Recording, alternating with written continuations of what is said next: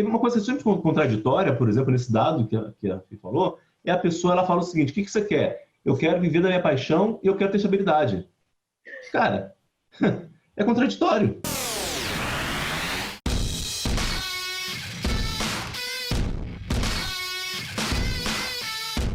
Nesse podcast vamos falar sobre a jornada para você chegar aos primeiros 100 mil de faturamento no seu negócio. Para isso, você precisa aprender a vencer as fases do jogo. Porque o que você faz para começar e chegar a 10 mil é diferente daquilo que você faz para chegar a 50 mil e que também é diferente daquilo que você precisa fazer para chegar aos primeiros 100 mil por mês de faturamento. E o que eu vou te mostrar aqui é que aquilo que você usa para vencer uma vez não é o que vai te levar para o próximo nível. Estamos começando mais um episódio do De 0 a 100, o nosso podcast. Eu sou a Natália Merejoli. Eu sou a Andréia Argente. Zeca Batista. E Sandro San. Show de bola. Vamos lá. Seguinte, o nosso tema hoje... O que a gente vai falar hoje? É possível viver da sua paixão. Será que é possível? Será que é possível? Será que é possível? Será que você deveria? Será que você deveria? Quanto será? Será que vale a pena essa paixão? Será que vale a pena da sua paixão? Será que é só uma paixãozinha? Mas bora lá. Se a sua paixão tiver uma Ferrari vermelha, né? Dá para viver com a sua paixão. Existem paixões e paixões. Existem paixões e paixões. Mora numa cobertura na Barra. Aí dá pra pensar, será?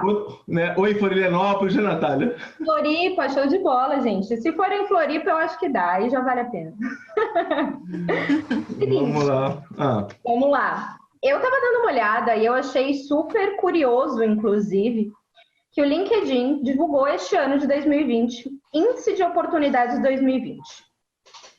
Ele entrevistou aí pessoas em mais de 20 países sobre vários quesitos, e o resultado do Brasil no quesito trabalho aqui me surpreendeu. Eu estava falando antes da gente iniciar a gravação aqui do podcast com o Sandro, eu realmente fiquei surpresa, porque em primeiro lugar para os brasileiros está fazer o que ama.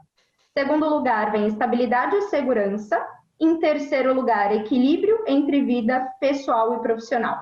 Então foram aí mais de 2 mil brasileiros de 18 e 65 anos. E a pergunta que eu gostaria de fazer para a gente iniciar aqui nosso bate-papo é o seguinte, Sandro: qualquer paixão pode ser monetizada? Nossa, agora você foi. Qualquer paixão pode ser monetizada? Se todo mundo aí no Brasil quer trabalhar com o que ama, né, com o que é apaixonado... Cara, olha só, eu não posso dizer que qualquer paixão é monetizável, porque, cara, sei lá, de repente isso é apaixonado. Porque tem doido pra tudo, né, Sandra? Exatamente. A pessoa é apaixonada por criar rato em cativeiro. Eu fechei meu microfone pra rir. A pessoa é apaixonada por criar rato em cativeiro. Dá pra ganhar dinheiro com esse cara? Não sei, acho que não, né? Mas, assim, ó, eu tenho uma história sobre esse negócio de paixão, né? Porque eu estava até falando aqui com a Natália. Eu sempre fui apaixonado por arte. E eu adoro antiguidades. E eu lembro que lá no início de 2007, quando eu estava recomeçando a minha carreira, né, eu tinha acabado de quebrar, perder tudo no final de 2006. 2007 estava começando do zero, ganhando R$50 por semana. E aí eu tava, né, eu vi numa vibe de tipo, né, vou começar a ver algumas coisas que eu gosto de fazer e tal, aquela coisa toda. E aí eu fui trabalhar com antiguidades. Fui ser sócio de um antiquário, porque eu sempre gostei de antiguidades, né? Eu gosto de arte, gosto de pintura, enfim. E falei, bom, seria uma coisa legal de eu combinar uma coisa que eu sou muito apaixonado com alguma coisa que pudesse dar dinheiro. E aí o que acontece? Eu comecei a trabalhar com antiguidades e o que foi começando a acontecer? Em algum momento eu comecei a me ver meio que pressionado a poder trabalhar, por exemplo, com uma série de peças antigas, porque se você fala em antiguidade, você tem um mundo de coisas, tá? Você tem peças de tudo que é tipo, que você imagina. Você pode ter estátuas, porcelanas, moedas, armas, enfim. O mundo de antiguidades ele é dividido em vários nichos e subnichos. Tapetes, quadros, etc, etc, tal. E aí, por exemplo, eu lembro que eu gostava muito de porcelana. Eu até brinco que eu falei assim, que eu me especializei em vender boneca de porcelana, né? Eu gostava muito de vender Cara, eu não sei porcelana. mais o que eu espero de Sandro, né? Cada vez, assim, cada episódio eu fico surpresa com alguma história dele, mas bora lá, que essa aí eu fiquei curiosa. Né? Outro dia eu conto como é que eu cheguei, por que eu gostava de boneca de porcelana, mas enfim. Falei, cara, como é boneca de porcelana? Outro dia eu pego o quadro. Não, detalhe, eu era especializado em boneca de porcelana alemã, tá? Uau. Não é qualquer boneca de porcelana, pô, né? Mas assim, e aí o que acontecia? Pô, eu adorava, quer dizer, eu gostava, eu me amarrava ali em trabalhar com aquele tipo de peça. Eu lembro que eu gostava muito de porcelana, de grupos, escritórios, estátuas de porcelana, e gostava muito também de armas antigas, né? Armas era outra coisa que eu gostava muito, armas antigas eu achava muito interessante. Mas o que acontece? Naquela pressão de poder ter que... Porque quando você monta um negócio, tá? Independente se você ama aquilo, se é a sua paixão ou não é a sua paixão, o que acaba muitas vezes acontecendo é que todo negócio, ele depende de vender. Então, assim, independente de qual é o negócio que seja envolvido, você tem que vender, você tem que ter cliente, tem que fazer dinheiro. E aí, quando você fala de você vender, você tem que vender, eu entrei naquela vibe. Então, eu comecei a trabalhar com várias peças. Eu lembro que tinha uma época, eu gostava de peças de porcelanas antigas. E aí teve um momento em que eu estava vendendo algumas bonecas de porcelana mais recentes, de década de 50, bonecas da Avon, coisas que não tinham muito nada a ver com aquilo que eu gostava de fazer. Tá? Por exemplo, eu em vários momentos me via trabalhando com moedas antigas, que também era uma coisa que eu não tinha a menor tesão de trabalhar. Tá? Mas, ou seja, o fato de estar num negócio começou a me fazer escolhas, porque eu precisava que aquilo gerasse dinheiro, né? Eu estava, enfim, dependido daquilo para ganhar dinheiro. Aquilo começou a me levar a fazer escolhas dentro daquele negócio que não necessariamente estavam ali limitadas à minha paixão, limitadas a fazer exatamente aquilo que eu gostava. Então, qual é a lição que eu tirei disso, né? Para mim, que eu falo isso para todo mundo, para meus filhos, inclusive. Cara, quando você vai viver, primeiro, se você tem uma paixão por alguma coisa e você acha que você vai criar um negócio, vai viver só daquela paixão, 4 coisas podem acontecer, tá? Primeiro, você pode, sei lá, dependendo da sua paixão, você pode achar um negócio que seja super massa, super tranquilo de fazer, e aí você tem sucesso e você fica feliz e tudo fica bom, né? Geralmente, essas são as histórias que você mais ouve, porque quando você ouve alguém falar assim, não, você precisa viver da sua paixão. Quem vai falar isso para você, geralmente é aquelas pessoas que estão no palco, né? Aquelas pessoas que tiveram muito sucesso. Deram certo, né, Sandro? Que deram certo, que são as exceções. Né? Que são as grandes exceções, e que vão falar de uma maneira generalizada, como se aquilo fosse uma verdade universal para todo mundo. E não é assim. Tá? Beleza, você pode ter sucesso, você pode ser muito feliz e tá ok. Agora, você também pode ter sucesso, e quando você tem sucesso, porque você ganhou dinheiro com aquilo, você descobrir que o sucesso matou a sua paixão, que foi o que aconteceu comigo. Né? Então, beleza, o negócio deu certo, ganhei dinheiro, mas assim, eu perdi o tesão naquilo que era o que... Tipo, a tua paixão no dia a dia era chata. Entendeu? Então, assim, não é aquilo. Eu vejo muita gente, por exemplo, que trabalha com marketing digital, com coach, com terapia, com consultoria, que a pessoa vai fazer uma coisa que ela ama fazer e aí ela lota a agenda dela. No final das contas, ela está fazendo uma coisa que ela ama fazer porque ela está atendendo clientes ali, falando de uma técnica qualquer que ela gosta, só que ela está sobrecarregada com aquele trabalho e automaticamente a paixão dela vai para o saco. Então, ela faz aquilo que ama, mas não aquilo que faz. Exato. O que eu acho engraçado é que, assim, existe um papo romântico aí, né, que a gente escuta muito falar, é o seguinte, trabalhe com aquilo que você ama e aí você vai escutar passarinhos cantando todos os dias na sua orelha, né? Assim, fazer o que ama significa fazer o que você gosta necessariamente todos os dias? Aí vem uma... Só para não terminar de falar umas 2 coisas aqui que eu falei que eram 4, falei 2. Que eu falei, ou você tem sucesso e deu certo, ou você tem sucesso e você mata a sua paixão, ou você vai falhar e aí você fica emocionalmente destruído com esse fracasso, né? Porque tem gente que quando fracassa não suporta fracassar, então a pessoa morreu, né? fracassou e fica em depressão o resto da vida por causa daquilo. Ou então você vai falhar e você vai estar ok com aquilo, vai seguir para frente, vai fazer outra coisa, tá tudo certo. Agora, o ponto que eu queria chegar, e já respondendo a sua pergunta, Natália, é que acontece o seguinte, o ser humano, ele naturalmente tem várias paixões. Isso é um ponto a ser considerado.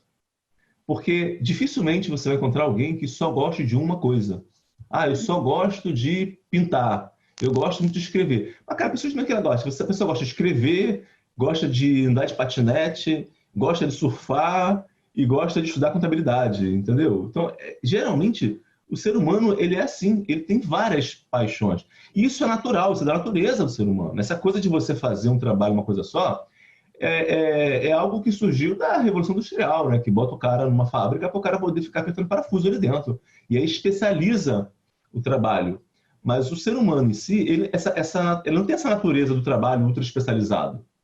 Então, a gente tem várias paixões.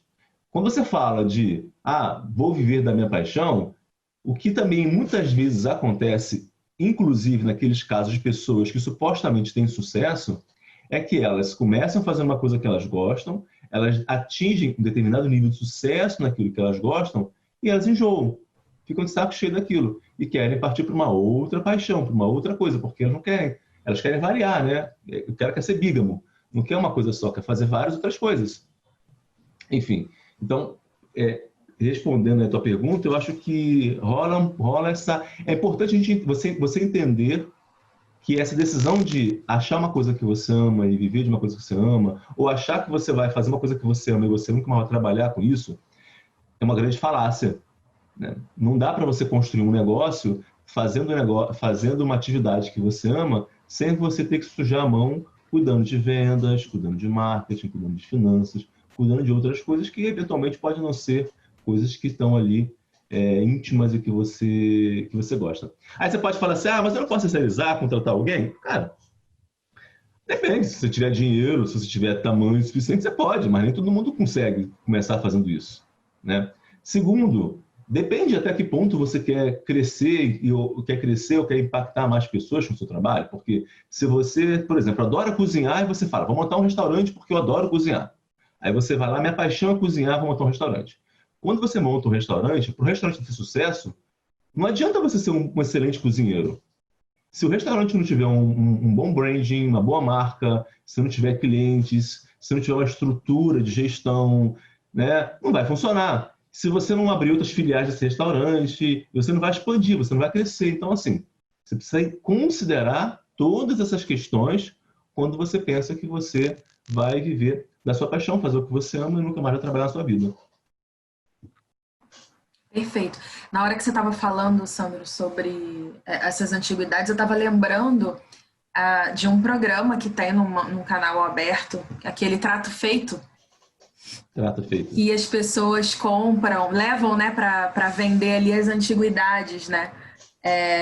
Enfim, tomou uma grande proporção, mas com certeza é uma grande paixão ali, né? O dono dessa loja e o filho acaba virando aí a tal da tradição da família, né? Então, e eles avaliam ali aquelas peças, enfim. Quando as pessoas levam ali para vender, eu acredito que você deva ter visto já esse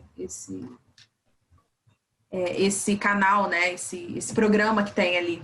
Já vi sim. Já As viu? pessoas levam antiguidades ali para uma loja, os caras compram e vendem. Já. E deixa eu te fazer uma outra pergunta, Sandra. Então, assim, falando, né, sobre essa paixão. Então, o que você considera que é importante ali na hora de avaliar se essa é uma paixão que vale a pena viver dela, né? Não só da parte de monetização, mas assim, quando que a pessoa pode saber ou ter clareza de que, peraí, agora vale a pena, né? De que eu estou no momento certo ali para começar a viver dessa paixão. Tem duas coisas que... Vamos lá. Voltando aqui para a pesquisa que a Natália citou, né? Vou usar a pesquisa para responder a sua pergunta. Natália, a pesquisa é feita foi com jovens, Natália, você falou? Só confirmando aqui com você. Não, na verdade foi de 18 a 65 anos. Tá. Beleza. Ok. Enfim, a pesquisa está avaliando principalmente essa questão do trabalho, né? E a gente já ouviu aí outras pesquisas, inclusive, que falam, que tem uma pesquisa da Exame, se não me engano, que fala que 88% das pessoas estão insatisfeitas no seu trabalho atual, né? Porque existe uma crise no trabalho. Então, a gente está cansado de ouvir sobre essa coisa que existe uma crise no trabalho, existe uma insatisfação no trabalho. E aí, eu penso que é essa insatisfação no trabalho que motiva as pessoas a acreditar, né, ou a buscar essa ideia de que, poxa, eu estou aqui no trabalho, meu trabalho é chato, tá? E se eu fosse fazer uma coisa que eu amo, todos os meus problemas estariam resolvidos. Eu estaria feliz e pronto, acabou com tudo. Então, eu penso que essa é uma ideia que existe e é cultuada e que vem e nasce por conta dessa questão toda do trabalho, dessa insatisfação com o trabalho. Então, o ponto que eu queria chegar, primeiro, em relação ao trabalho, né, é de onde vem essa insatisfação. Esse é um primeiro ponto, tá? De onde vem essa insatisfação. E aí, na minha opinião, essa insatisfação ela é muito mais presente agora, né? Se você pega aí no tempo dos nossos pais, dos nossos avós, não rolava muito essa coisa, né? Você não via muitas pessoas, tipo assim, tão insatisfeito, né, com o meu trabalho. Será que é porque os trabalhos eram melhores do que são hoje? Eu não acredito que seja isso. É pior até. Pois é, poderia ser até pior. Mas talvez a gente deve discutir essa nossa geração, né? Essa geração que trabalha e reclama de tudo, que trabalha e acha tudo difícil, né? Que não quer trabalhar, que é preguiçosa muitas vezes, que não gosta de trabalho, tá? E aí se coloca nessa posição de falar assim, né, eu estou infeliz com o meu trabalho, eu vou achar fazer uma coisa que eu amo e vou ser feliz. Então, tem uma isso é a primeira... interessante aí, Sandro. Oi? Você tocou num ponto que tem uma facilidade. No passado, as pessoas não tinham consciência totalmente das opções que existiam. Hoje, por causa desse mundo que nós vivemos, que é o mundo do conhecimento compartilhado, as pessoas têm conhecimento de muito mais opções, que elas podem viver de muitas outras formas. E aí ela fica insatisfeita. Ela começa a olhar, porra, eu tenho opções, eu não preciso ficar só aqui. Então, eu diria que mais do que uma questão de opções, existe uma questão que a própria internet traz das pessoas começarem a olhar a vida dos outros através do Instagram e achar que a vida dos outros é maravilhosa e dela não é. Entendeu? Porque, de fato, quando alguém que está trabalhando no emprego, você pega uma pessoa que trabalha no emprego de 8 às 6, e essa pessoa nunca empreendeu na vida dela, e ela gosta de tocar piano. E ela fala, não, se eu saísse do meu emprego e vivesse de tocar piano, eu seria feliz. Essa pessoa nunca teve um negócio. Então, assim, falar que ela tem uma escolha é uma ilusão, porque ela não sabe. Só é possível ter uma escolha quando você sabe exatamente de que você está escolhendo. Mas ela não sabe o que ela está escolhendo. Ela tem uma ilusão de que, se ela for tocar piano, ela vai ser feliz. Mas ela não sabe. Exatamente, então é uma visão romântica de uma coisa que não é verdade. Então, não vejo que ela tem uma escolha. Para mim, ela tem uma ilusão, porque ela olha, né, vai lá no Instagram e vai ver o Joãozinho que tem lá um negócio de piano, vai ver os caras que tem a foto na casa maravilhosa, enfim. E começa a ter essa ilusão de que a vida é muito fácil, de que a vida se resume àquilo. E lá não tem aquela mansão lá no Joá que o Sandro faz o DNA bilionário. Então, pois é, a pessoa não entende o que de fato... Né, o que você precisa fazer, qual o trabalho duro, qual o esforço que está ali. E a verdade é que quando você vai empreender, você vai trabalhar, muitas vezes, mais horas do que você trabalha no emprego. Isso é uma coisa que a gente sabe. Então, quem empreende, eu sempre falo, se quer ganhar dinheiro fácil, arruma um emprego. Não existe jeito de você ganhar um dinheiro mais fácil que você arrumar um emprego, porque você trabalha de 8 às 6, seu salário está no final do mês, você não esquenta a sua cabeça com nada, porque faça chuva ou faça sol, o salário está lá. Você empreender é arriscado, é difícil. Você precisa desenvolver competências, habilidades. Eu lembro que a Sara, né, quando veio trabalhar comigo, a Sara, para quem não sabe, ela era executiva de uma empresa, ela coordenava um grupo de 400 pessoas ali na área dela. Ela dirigia uma área com 400 pessoas ali que eram subordinadas a ela. E aí ela trabalhava numa multinacional, aquela coisa toda, só que ela não estava ali, enfim, cansada daquela vida. E eu comprei uma empresa e ela foi dirigir essa empresa para a gente. E, obviamente, era uma empresa pequena, né? Enfim, a nossa empresa devia ter o quê? Sei lá, na época, 50 funcionários, né? Então, quer dizer, a equipe dela tinha 400, ela foi com uma empresa que a empresa inteira tinha 550 funcionários, né? Então, você ter uma ideia. E aí ela foi trabalhar nessa empresa. E eu lembro que era uma coisa muito engraçada que acontecia, que era o seguinte, tipo assim, as primeiras semanas que ela estava lá no escritório, a gente tinha um escritório em Bom Sucesso, aqui no Rio de Janeiro, e aí, tipo, quebrou a impressora. Quebrou a impressora, deu um problema na impressora. E ela falou assim, Sandro, quebrou a impressora. Eu falei, liga lá pro cara, manda o cara consertar aqui, né? Tem que mandar alguém vir consertar, mandar alguém vir para poder resolver, trocar tinta, sei lá o que foi que aconteceu, né? E ela ficava assim, cara, por quê? Porque ela vinha de um lugar onde, se quebrava a impressora, ela discava o telefone e ligava pro helpdesk. E aí vinha um cara, pegava a impressora, trocava e colocava outro lugar para ela. Ela só tinha que ligar o telefone. Ela não tinha... Aí, ali na empresa dela, ela tinha que fazer o quê? Tinha que ligar, procurar, pedir orçamento, cotar, entendeu? Receber a pessoa que chegar. Você imagina que é um outro mundo de universo? Por isso que eu falo que quando você está empregado, você não tem essa noção.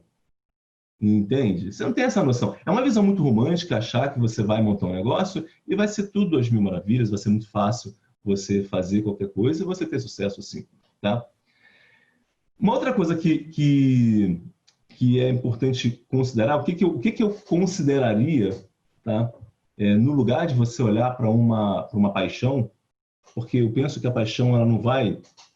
Quando você começa a empreender, se tudo que te move no seu empreendimento é uma paixão pelo produto, é uma paixão pelo aquilo que você faz, eu não acredito que isso por si só é suficiente para fazer com que você supere todos esses momentos e essas adversidades que você acaba passando quando você está empreendendo. Porque, vamos lá, eu sou apaixonado, sei lá, por tênis. E aí, putz, eu resolvo dar aula de tênis porque eu sou apaixonado por tênis, etc. Tal. E eu começo a fazer aquilo. E eu tenho dificuldade de conseguir clientes, eu tenho que fazer marketing, eu tenho que mexer com dinheiro, eu começo a ter que lidar com uma série de coisas. Eu não acredito que somente essa minha paixão por tênis vai ser suficiente para me dar forças para suportar todo esse primeiro momento difícil que muitas vezes o empreendedor passa quando está começando o negócio. E tá? O que a pessoa precisa além da paixão? Então, boa pergunta. Fico feliz que você perguntou, Natália. Alguém perguntou isso. Eu fui dar a deixa para alguém perguntar. Então, cara, você tem que ter um propósito. Você tem que ter alguma coisa, algum objetivo a mais, além do que aquilo que você gosta. Alguma coisa que é fora de você. Alguma coisa que é além de você. E eu estou falando propósito nem no sentido de ser uma coisa romantizada, não. Eu falo, às vezes o seu propósito é porque você quer dar uma vida melhor para sua família. Aquilo para você é importante. Tá? Às vezes um propósito é porque você quer mandar essa faculdade. Aquilo para você é uma coisa importante. Não existe um julgamento de qual é o melhor propósito. Existe eu não considero se tem um propósito que é melhor ou pior que o outro. Salva a humanidade, não precisa ser. Tem gente que quando fala propósito, só não tem que mudar o mundo, né? Eu tenho que fazer um negócio, mudar o mundo, salvar a humanidade. Cara, né? Você não está nem salvando a tua conta bancária, tu quer salvar o mundo. Entendendo? Então, não é para tanto. Mas você precisa ter uma motivação, sabe? Um sentido, uma razão para que aquilo. Tá? Tem que ter alguma coisa que te mova, além da sua paixão pelo que você está fazendo, além do dinheiro que você está ganhando, porque o dinheiro também não é motivação suficiente. Tá? Então, você precisa ter outros elementos. O dinheiro é importante, sim. Você precisa ter foco no resultado financeiro, senão você também não tem fôlego para você suportar essa fase, mas só o dinheiro não é importante, assim como só a paixão não é importante. Eu acredito que é uma coisa que pode ser mais importante para ajudar você a superar é o propósito. É um sentido de missão. Missão naquele... Sabe quando o cara vai para a guerra? Né? Eu falo assim, a pessoa vai para a guerra.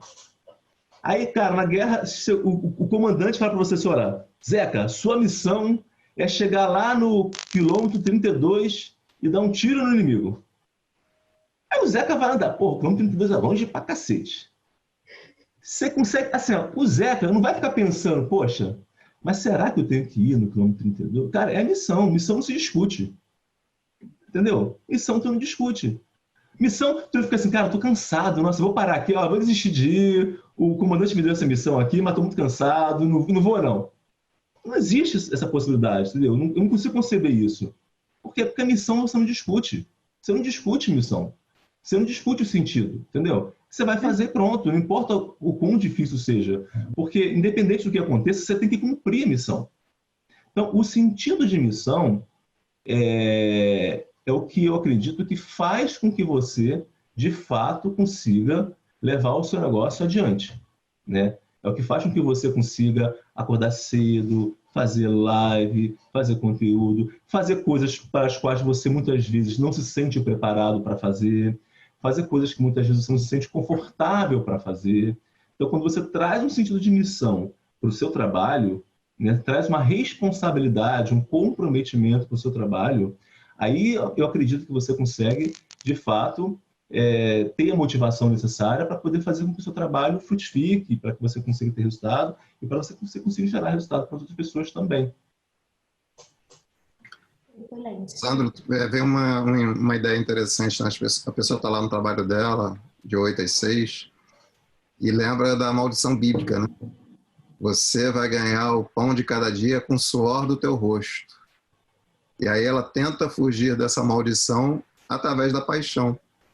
Não, eu vou ganhar o meu pão de cada dia com algo que eu gosto. Aquela visão romântica inicial. Mas realmente, se ela não tiver esse propósito, essa missão, ela não vai ter gás, ela não vai ter combustível para, só motivado pela paixão, pegar todas as outras facetas desse novo desafio que ela está enfrentando, né? Através da paixão, e levar ele para frente, chegar até o fim dele. Porque realmente, quando a gente, no caso, né, de quem vai empreender, sempre tem a parte chata, né? Não é só a paixão. Eu falei no começo dessa conversa, né? Eu vejo que a gente tem uma geração que ela é muito apegada ao prazer imediato, né? Ela é muito apegada ao trabalho fácil, ao trabalho que me deixa mais feliz, mais contente, mais confortável. Você já viu, até nos jovens de hoje, né? Eles muitas vezes tentam evitar todo o custo, o esforço, o trabalho, como se o trabalho fosse uma coisa que, de uma certa forma, às vezes parece com uma impressão de que o trabalho não é uma coisa que deveria dignificar o homem. E, na verdade, o trabalho é o que dignifica. É o trabalho assim, tudo que você tem deve ao seu trabalho. Uhum. Você deve ao seu trabalho. É o seu trabalho que é responsável, né, por você morar onde você mora, por você ter a vida que você tem, né? Enfim. Mas o que traz isso para você, o que possibilita isso para você é o seu trabalho.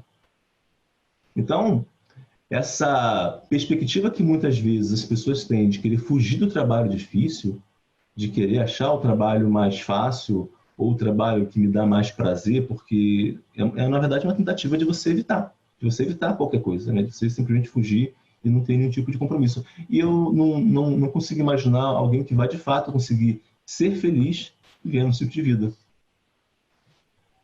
A consequência disso, né, é realmente preocupante para a vida dessa galera aí que acha que realmente, assim, é necessário que haja prazer. Eu acredito muito que é importante, sim, que a gente tenha prazer e tesão naquilo que faz, né? Mas ter a maturidade de entender que o seu dia não vai ser um mar de rosas. Por isso, porque você tem tesão naquilo que você está fazendo, porque você enxerga um propósito, porque você sabe qual que é a sua missão, que vai ser aí aquele mar de rosas, enfim, e que nenhum problema, ou que eu acho engraçado esse conceito de prazer, assim, que peraí, que assim, para ser legal tem que ter um escritório com uma mesa de sinuca e um videogame aqui para a galera, porque aí nada contra, mas assim, achar que é isso que vai fazer com que o trabalho seja prazeroso, achar que é isso que vai fazer com que a galera fique engajada no trabalho, ou que você vai empreender e que necessariamente isso tem alguma relação aí, né, com as atividades do dia a dia, né? As coisas, cara, que não é assim, né, que funciona. Assim, muitas vezes Eu falo que isso, inclusive, acontece com muitos empreendedores, entendeu? Eu canso de ver pessoas que estão empreendendo e que elas estão empreendendo e estão insatisfeitas com o seu próprio empreendimento. É a coisa mais comum que acontece. Você vai falar com a pessoa que ela está insatisfeita com o nicho dela, está insatisfeita com o produto dela, está insatisfeita com o mercado dela, está insatisfeita com os clientes dela, entendeu? Então, não é uma coisa que acontece só para quem trabalha empregado, não. Muitos empreendedores estão nessa perspectiva. Por isso que eu estou falando para você que não é um problema do trabalho, é um problema da perspectiva da pessoa. Porque se não mudar a sua perspectiva, não importa o que você está fazendo, você vai estar sempre infeliz com o que você está fazendo. Porque é uma questão da sua perspectiva. Então, e essa perspectiva de eu tenho que ter prazer o tempo todo no que estou fazendo. Então, se ela montou um negócio, se aquele negócio não está dando prazer que ela acha que deveria ter, então ela está infeliz com o negócio. Então, ela começa a criticar o negócio como um todo. Mesmo aquele negócio sendo responsável pelo sustento dela. Se você, a grande sacada é você deixar de querer amar o resultado e você começar a amar o processo. Outro dia eu escrevi uma história, acho que até a Natália Vigolais falou comigo. Outro dia eu escrevi uma história estava contando uma história que era o seguinte. Eu lembro que quando eu era adolescente, eu queria tocar guitarra. Eu imaginava que, né, eu tinha você guitarrista e tal, achava mó barato. Meu pai me sacaneava, inclusive, porque eu ficava... Cara, eu fazia composição de música, né, e tal, eu tocava, eu imaginava. Aí, bom, beleza. Bom, para a pessoa poder, né, ter uma banda de rock, cantar no Rock in Rio, né, tem que aprender a tocar um instrumento. Aí fui lá eu aprender a tocar violão. Putz, aí é o seguinte, a aula de violão era sábado, 8 horas da manhã, o que já era foda, né? Sábado, 8 horas da manhã, ninguém merece pessoa... Para um adolescente. Para adolescente, né? Sábado, 8 horas da manhã, aula de violão. E era a única aula que eu tinha encontrado um professor que era quase de graça, que dava para fazer, né? Enfim, era aquilo, era o que tinha para hoje.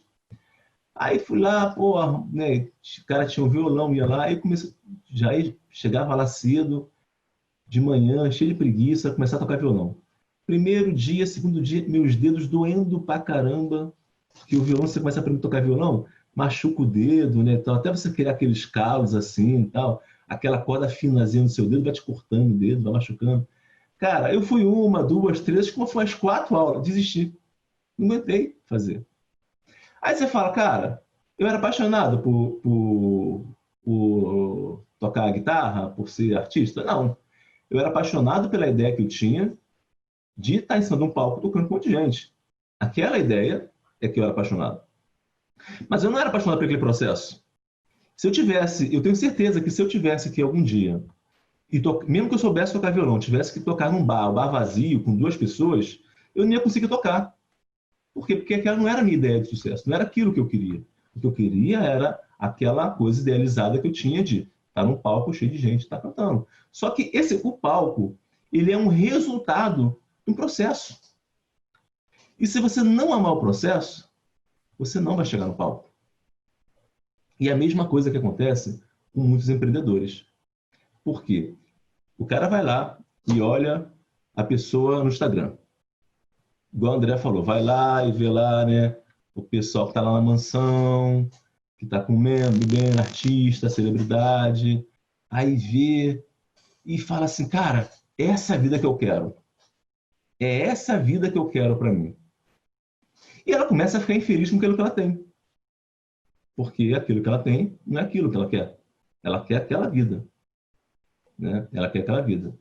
Então ela não entende que para aquela vida houve um processo, houve um caminho, uma jornada.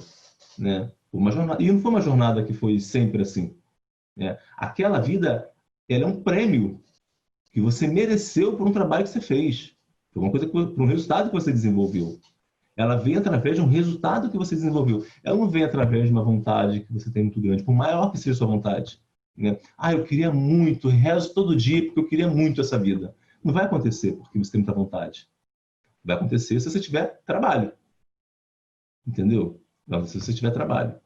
Então, essa perspectiva de você amar o processo ao invés de você amar o resultado é que torna as coisas diferentes. Eu lembro que, voltando aqui o exemplo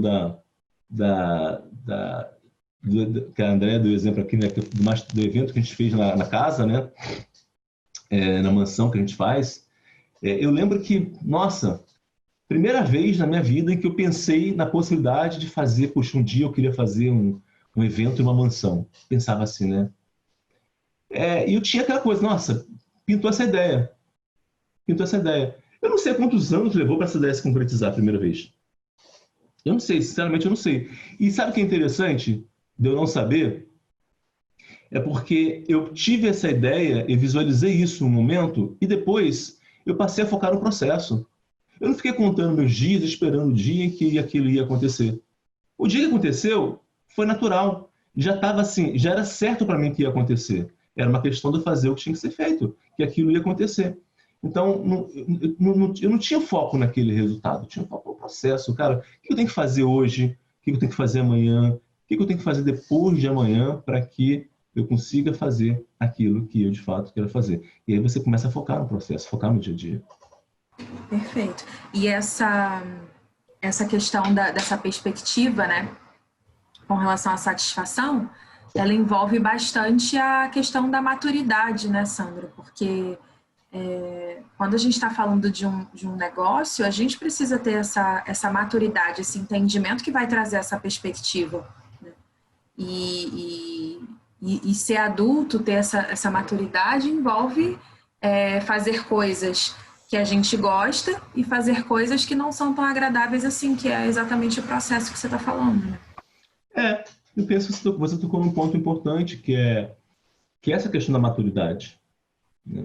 Que essa questão da gente poder olhar, de novo, na minha perspectiva, quando alguém fala para mim que acha que vai fazer uma coisa que ama e nunca mais vai trabalhar na vida dela, né? Que acha que vai achar uma coisa que vai dar prazer para ela e acabou os problemas, essa é uma visão imatura da vida. É uma visão, eu diria até infantil. Uma visão da criança que acha que, olha, o que você quer ser quando crescer? Eu quero ser astronauta. E acha, né, tá imaginando, ser astronauta lá, enfim. E é uma visão muito imatura, uma perspectiva muito imatura diante da vida.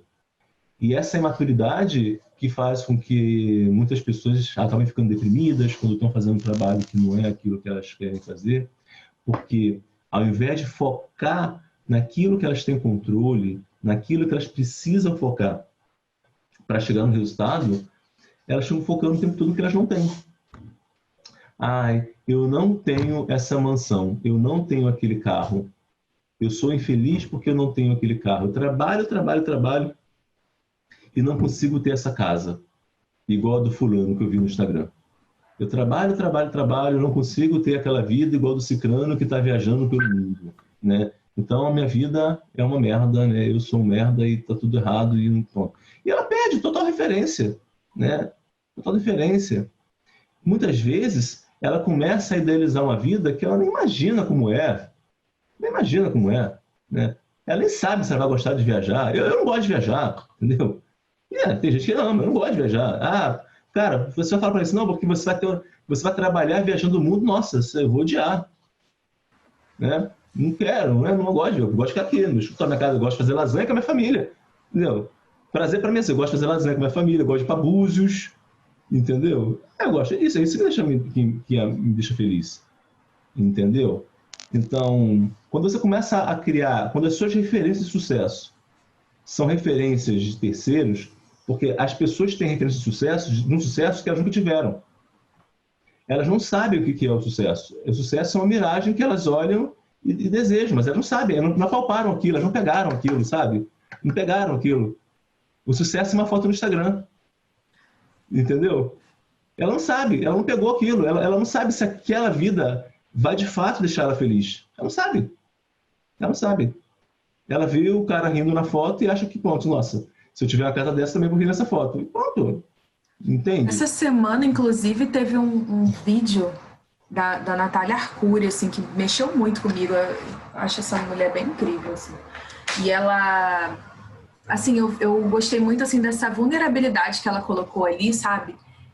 Enfim, ela estava falando que durante a pandemia a empresa dela triplicou de tamanho e tal, e falando desses desafios. Ela simplesmente começou a chorar nesse vídeo. Ela falou que está trabalhando em torno, assim, de 15 horas por dia sabe? É uma mulher, assim, que, cara, ela tem uma empresa top, que está crescendo cada vez mais. Quando a gente olha, a gente vê muita paixão no que ela faz, além de muita competência, toda uma estrutura. E naquele momento ali, ela estava mostrando essa vulnerabilidade e chorando, porque estava, enfim...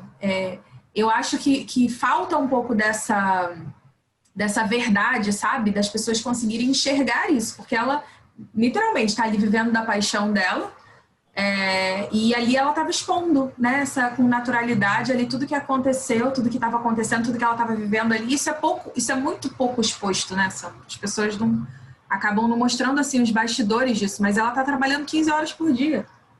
E assim, eu nem sei se tem que mostrar, tá?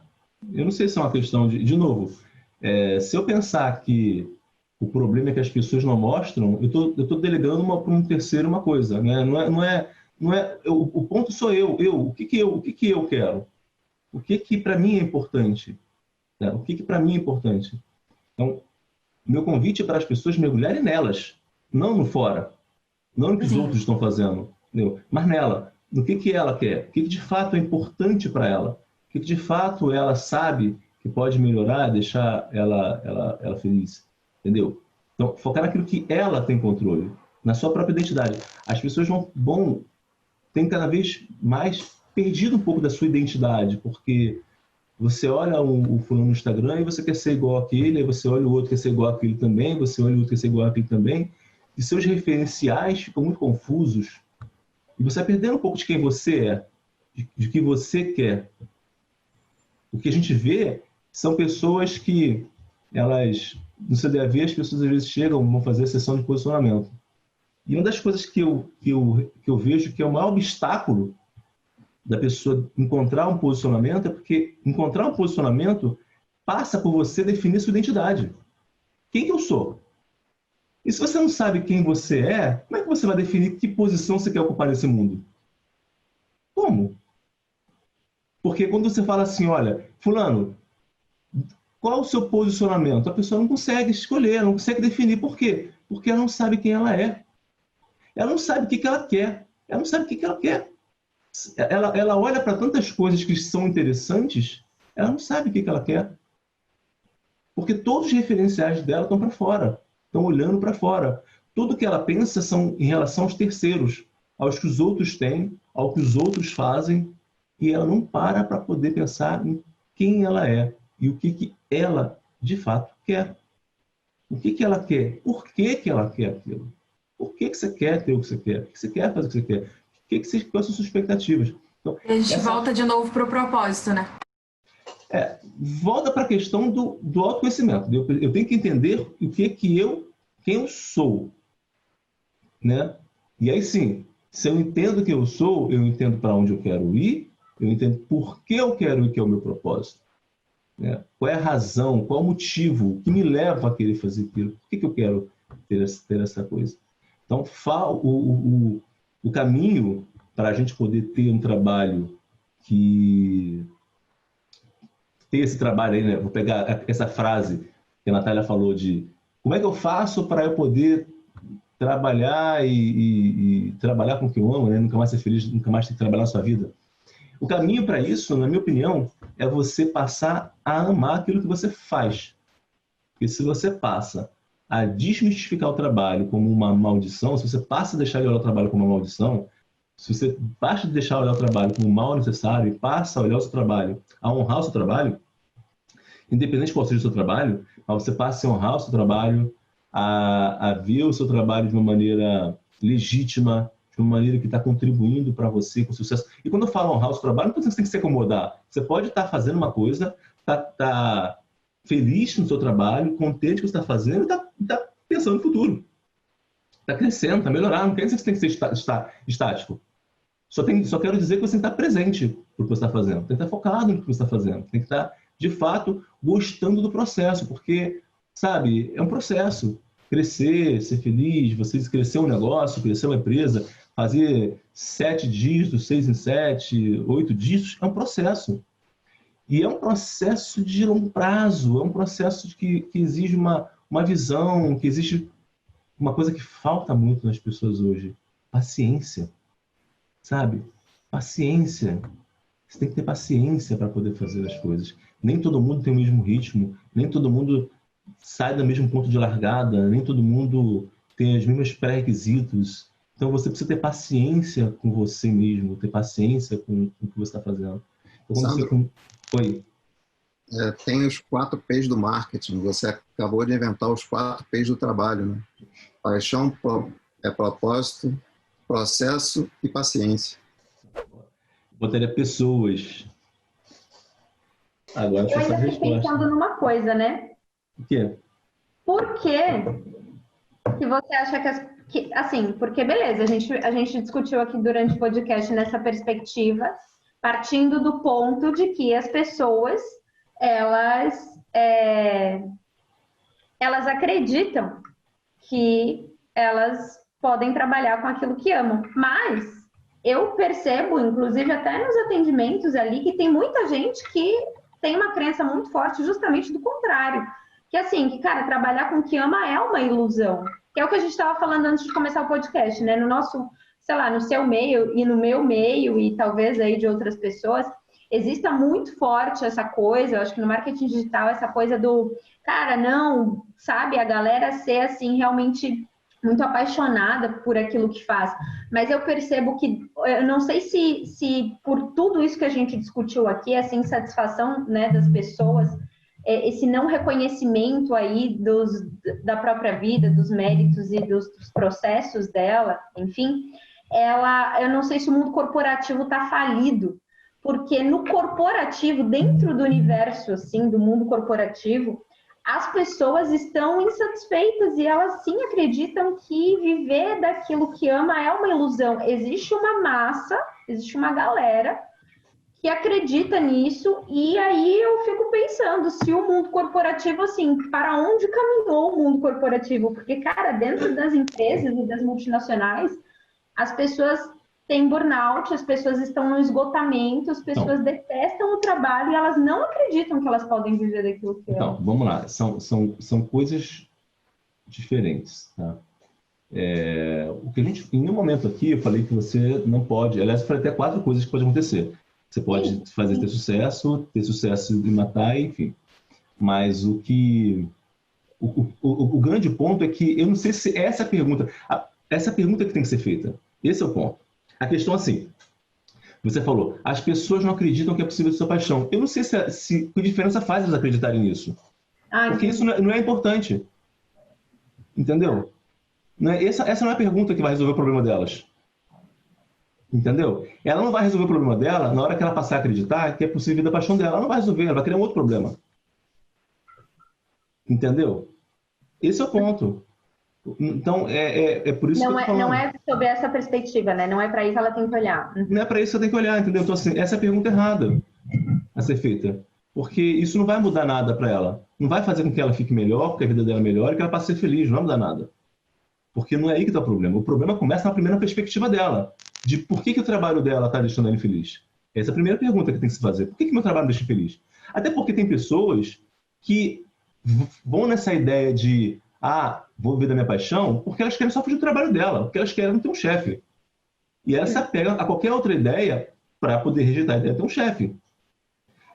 E o que eu vejo, Natália, é que não é se o mundo corporativo está falido. Existe uma falta de liderança. Existe uma falta de liderança. O problema que você fala do mundo corporativo é um problema de liderança. Pode ser. Na maior parte dos casos que você vai ver... Na maior parte dos casos que você vai ver de pessoas que têm burnout, que têm crise... Eu falo disso porque assim, eu tive um caso desse dentro de casa. Minha mulher teve um problema desse, de saúde mesmo, na empresa dela. Né? Eu comprei essa empresa e ela trouxe ela para vir trabalhar, essa coisa toda, por causa de saúde mesmo. Ela não estava aguentando, não estava com problema de saúde. Tá? Então, assim, eu não estou negando que existe esse problema. Esse problema existe. Uhum. Agora, esse problema ele é causado por uma liderança. Você pode ver que, em 90% dos casos, o problema dessas pessoas que estão nessa situação é um líder que causa isso. Tem um líder que causa uma situação estressante na relação. Entendeu? Então, é interessante porque eu já escutei falar, né? que as pessoas pedem demissão não dos seus trabalhos e sim dos seus chefes, né? É um problema de líder, é um problema de liderança. E isso sim, eu acho que existe uma crise da liderança. Existe uma crise da liderança no mundo corporativo. E isso sim é um problema. Tá? Isso sim é um problema. E a liderança vai fazendo com que esses outros problemas, esses pequenos, aconteçam. A pessoa vai ficando insatisfeita, infeliz, não funcione, e aí fica tensa, preocupada, etc, etc. Então, começa a vir uma pressão de cima para baixo. Uma pressão psicológica, uma pressão financeira, enfim, e vai desencadeando um monte de coisa. Então, para mim, é uma crise de liderança. Por isso que as pessoas falam, eu quero não ter chefe. Porque qual é a primeira reação que a pessoa pensa? O problema dela é o chefe, a solução dela é não ter chefe. É binário que ela pensa. Meu problema é o chefe, a minha solução é não ter chefe. Se eu mato esse cara, acabou o meu problema. Não tem problema mais. Por isso que eu falo que... Mas se você for analisar, cara, será que essa é a perspectiva correta para a solução do problema? Não sei. Porque talvez essa pessoa nem tenha perfil para empreender. Nem tem perfil para empreender. Nem tem. Será que ela está... será que se você pega um passarinho que está preso na gaiola, né, 5 anos, e solta ele, será que ele vai sobreviver? Não sei. Entendeu? Então, assim, eu não estou dizendo que tem ou que não tem. Só estou dizendo que nem todo mundo tem perfil de empreender. E, de fato, nem todo mundo tem perfil. Nem todo mundo vai conseguir empreender e vai conseguir sobreviver nessa selva, que é você pagar suas contas por conta própria, pagar teu aluguel. Você não tem mais um salário. Você tem que fazer o teu dinheiro todo mês. E você não tem que fazer só o seu, tem que fazer o seu, dos funcionários, do governo, que é o teu sócio. Então, é uma selva. Será que todo mundo está preparado para lidar com isso? Será que uma pessoa que está 20 anos no mercado corporativo, ali, acostumado com um salário de 10, 15 mil reais, vai sair e vai ficar bem? Não sei. Entendeu? Algumas sim, outras não. Então, o que eu estou falando é que nem todo mundo tem que aprender, mas todo mundo tem a ilusão de que se não tiver chefe, está melhor. Entendeu? Se não tiver chefe, está melhor. Então, por isso eu estou falando, é uma questão de perspectiva. A perspectiva está errada. Não é uma questão de se eu vou fazer o que eu amo ou se eu não vou fazer o que eu amo. A questão é, cara, por que eu estou tendo esse problema? Porque eu entender porque eu tenho esse problema, vai entender que tipo de solução eu preciso buscar para esse problema.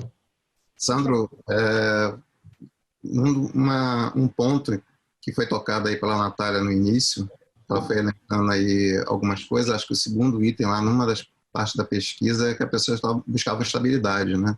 E essa mesma estabilidade no emprego faz as pessoas se prenderem lá, infelizes, insatisfeitas, e aí talvez esse gatilho que você falou, que eu acho que faz todo sentido, o gatilho da liderança, faz ela chegar no extremo.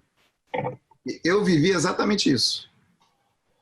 19 anos e meio de Petrobras, concursado, funcionário concursado na área comercial, ganhando 19 mil reais por mês e um chefe lá que eu queria dar um tiro nele. É liderança, viu? E aí todo aquele desejo de não permanecer. Eu tinha o que eu chamava de uma gaiola de ouro, né?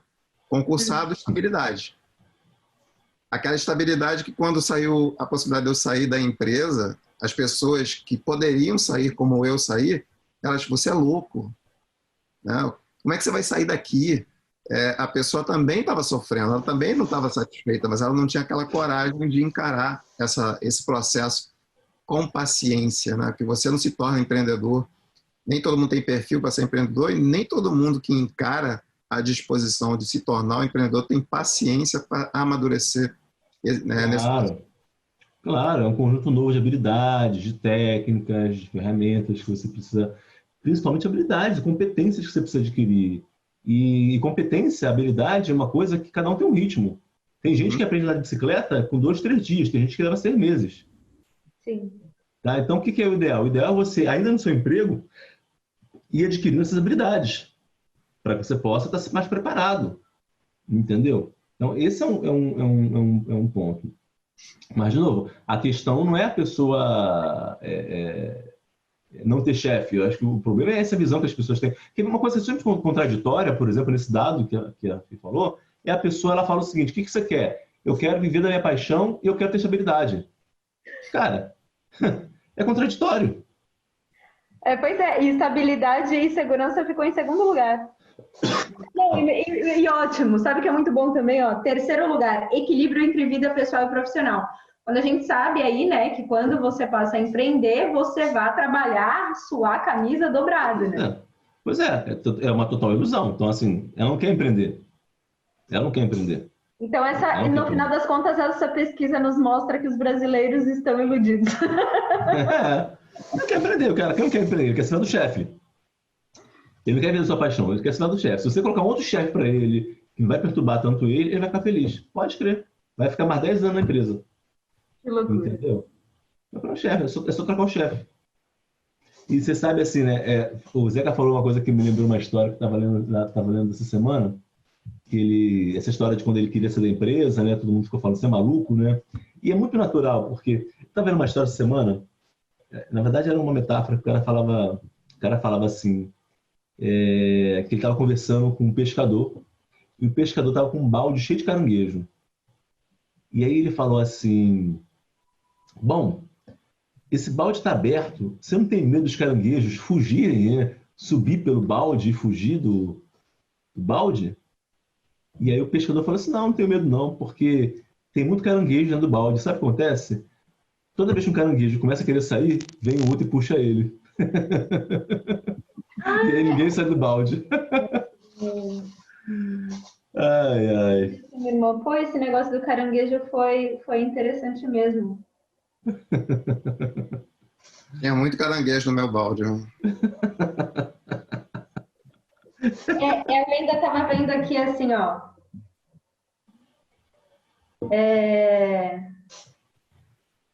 Se um tenta sair, sempre tem outro puxando de volta. Se não for eu, que estejamos todos aqui, né?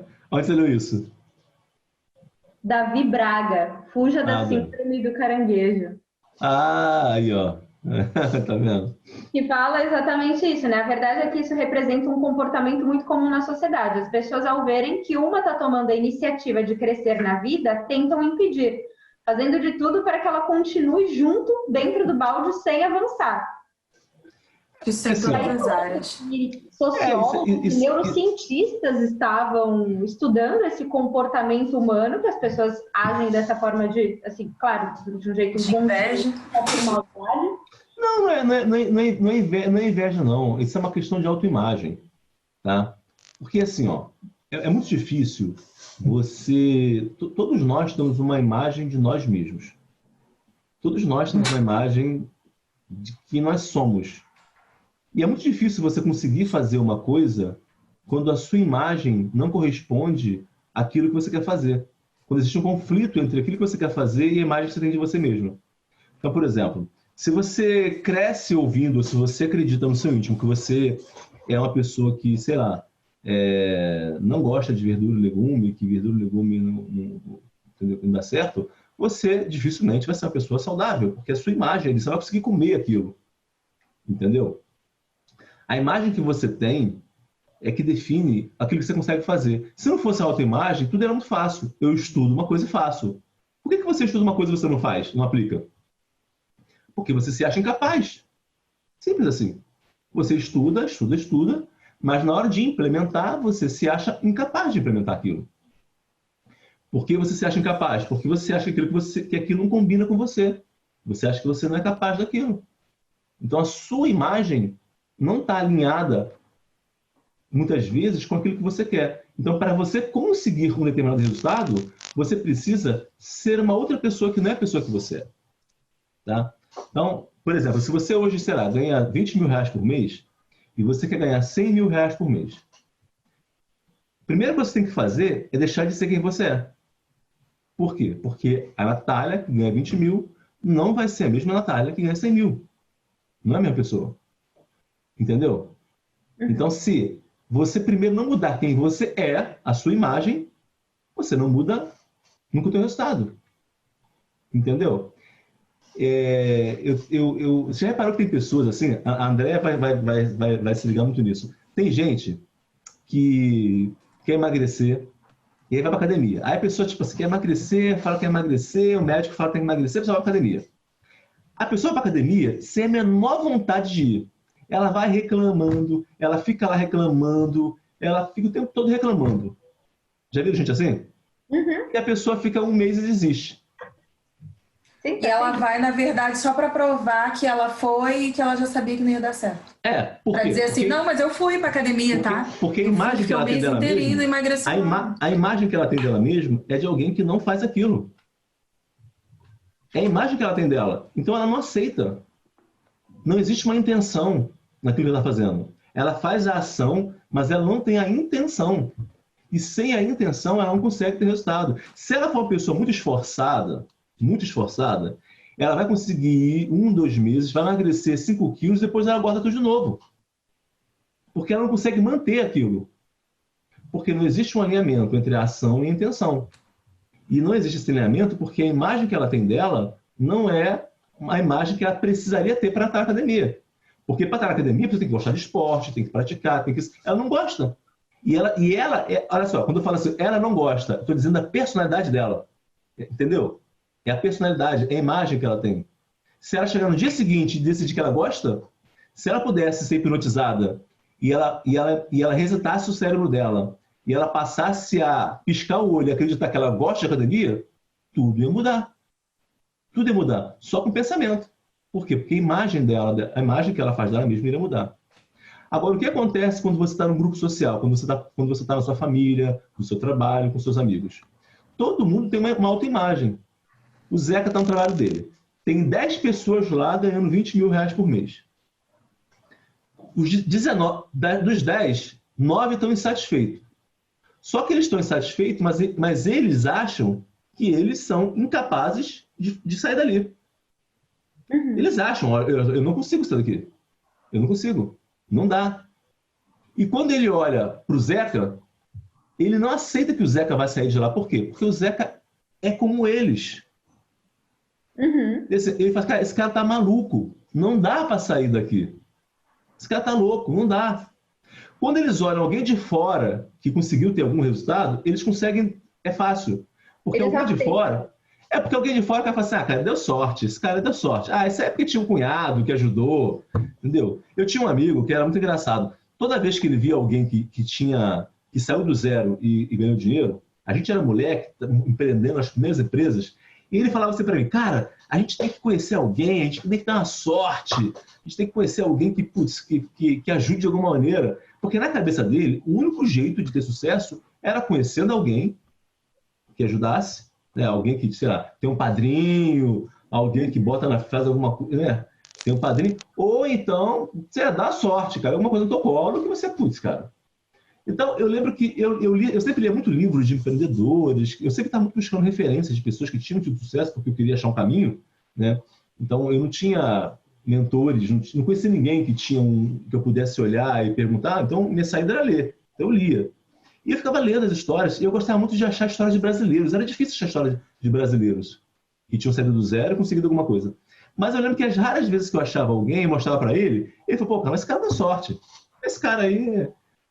ele sempre achava um jeito de falar assim, não, isso aqui, o cara deu sorte. Entendeu? Então, assim, essa mentalidade... Por quê? Porque a imagem que ele tinha dele era uma imagem que não é possível. Não é possível. E quando ele falava para mim, não é que ele quisesse o meu mal, não é que ele estava com inveja de mim, não era isso. É porque eu era igual a ele, eu vi no mesmo lugar que ele veio. A gente estava ali. Então, a imagem que ele tinha dele é a imagem que ele tinha de mim. Então ele fala, não dá para mim, não dá para ele. Não dá. Sabe? O olhar da pessoa é um olhar legítimo.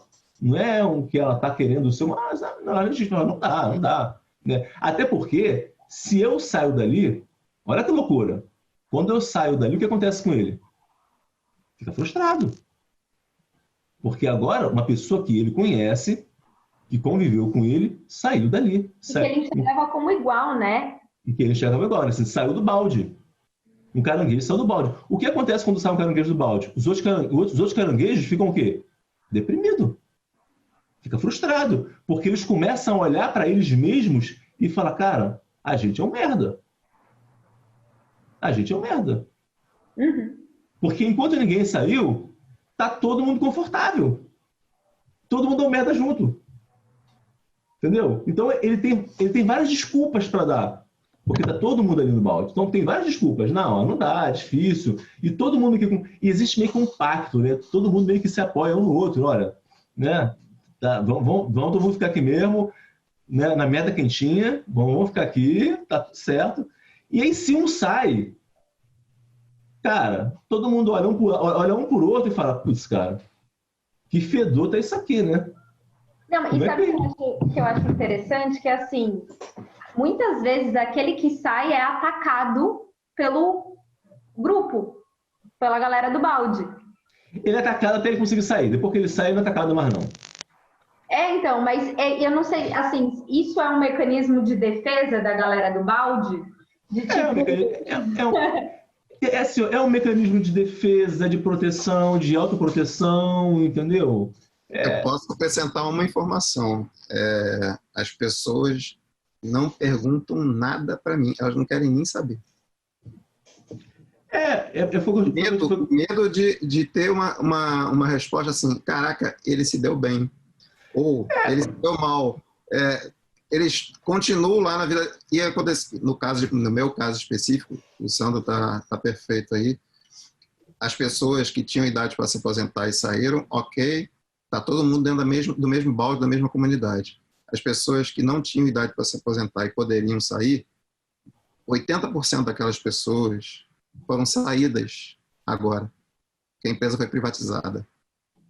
Uhum. E aí perderam aquele espaço e aí, olha, se eu tivesse no lugar delas e olhasse para trás de eu ter perdido aquela oportunidade, eu teria uma dor de cotovelo monstruosa. Pois é. Assim, ó, ou é uma proteção, ou porque elas, no fundo, elas têm medo de que o que vai representar para elas se você conseguir. Entendeu? O que aquilo representa para elas quando você consegue. E quando você consegue, elas não podem mais dar uma desculpa. Entendeu? Para elas mesmas. Elas não podem mais dar. Porque você conseguiu, elas não podem mais dar uma desculpa. Então, enfim, galera. Muito obrigada. Esse foi mais um de 0 a 100. Eu sou Andréia Argente. Natália Merejoli. Zeca Batista. Sandro Sam. Valeu, galera. Até o próximo episódio. Valeu. Até o próximo episódio.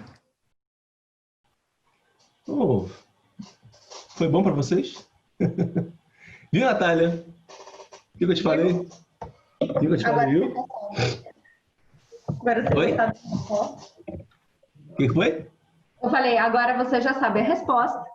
Então. Agora você sabe a resposta. Agora você sabe a resposta.